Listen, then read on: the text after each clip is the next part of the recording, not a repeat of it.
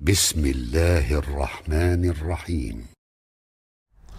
دراصل ہماری قوم کا قبر پرستی کے شرک میں مبتلا ہونے کا ایک بڑا سبب یہ بھی ہے کہ لوگ یہ سمجھتے ہیں کہ یہ جو قبروں میں مدفون ہیں، یہ جو بزرگان دین ہیں، یہ ہمارے اور اللہ کے درمیان وسیلہ ہیں، واسطہ ہیں، اور اس گمراہی میں لوگوں کو مبتلا کرنے کے لیے جو لوگ دلیل پیش کرتے ہیں وہ بھی سن لیجئے۔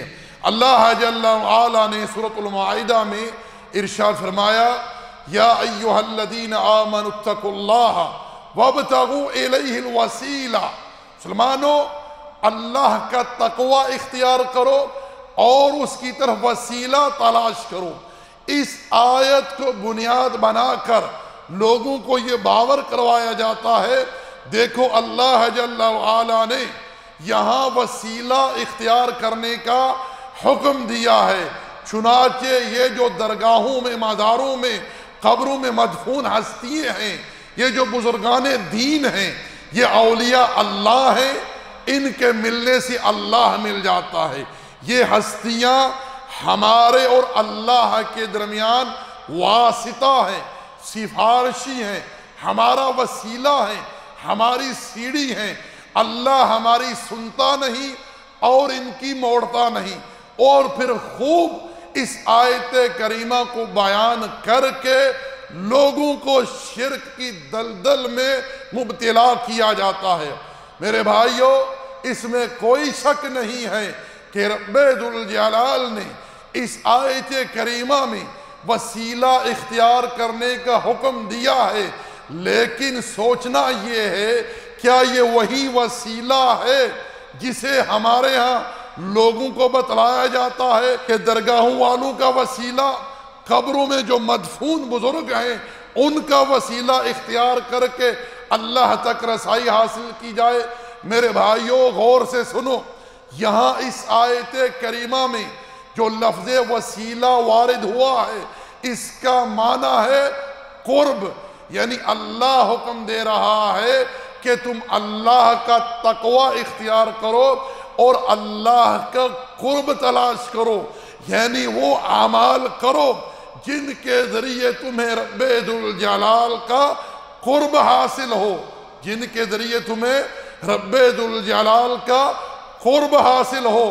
یہاں وسیلہ بمعنی قرب ہے، یعنی وہ اعمال کرو، وہ اعمال کرو جن کے ذریعے اللہ کا قرب حاصل ہوتا ہے۔ اب ہم دیکھتے ہیں کہ ہمیں اللہ جل وعلا کا قرب کیسے حاصل ہوگا۔ رسول اللہ صلی اللہ علیہ وسلم نے ارشاد فرمایا کہ بندہ مسلمان اپنے رب کے سب سے زیادہ قریب اس وقت ہوتا ہے جب وہ حالت سجدہ میں ہوتا ہے۔ اللہ کے رسول نے ارشاد فرمایا، سجدے کی حالت میں دعا قبول ہوتی ہے، اور اللہ جل وعلا نے قرآن کریم میں ارشاد فرمایا، وَاسْجُدْ وَاقْتَرِبْ، سجدہ کیجئے اور اللہ کا قرب حاصل کریں۔ صحیح بخاری میں ابو ہریرہ رضی اللہ تعالی عنہ سے مروی ہے کہ رب ذوالجلال حدیث قدسی میں ارشاد فرماتا ہے کہ میں نے نماز کو اپنے اور اپنے بندے کے درمیان آدھا آدھا، نصف نصف تقسیم کر دیا ہے۔ زمین پر بندہ رب کو پکارتا ہے، رب کی حمد و ثنا بیان کرتا ہے، رب کی عظمت بیان کرتا ہے، اللہ جل وعلا عرش سے اپنے بندے کی پکار کا جواب دیتا ہے۔ یہ نماز جو ہے یہ اللہ کا قرب حاصل کرنے کے لیے بہترین ذریعہ ہے۔ اسی طرح رب ذوالجلال نے قرآن کریم میں کیا ارشاد فرمایا، وَمَن يَتَوَكَّلْ عَلَى اللَّهِ فَهُوَ حَسْبُهُ، جو اللہ پر توکل کرے اللہ خود اس کے لیے کافی ہو جاتا ہے جل وعلا۔ اسی طرح اللہ جل وعلا نے ایک جگہ ارشاد فرمایا، وَمَن يَتَّقِ اللَّهَ يَجْعَلْ لَهُ مَخْرَجًا، جو اللہ کا تقوی اختیار کرے اللہ اس کے لیے راستے کھول دیتا ہے۔ اسی طرح استغفار، قرآن کریم کی تلاوت، صدقات، جتنے بھی نیک اعمال شریعت نے ہمیں بتلائے ہیں یہ سارے وہ اعمال ہیں جن کے ذریعے انسان اللہ جل وعلا کا قرب حاصل کر سکتا ہے۔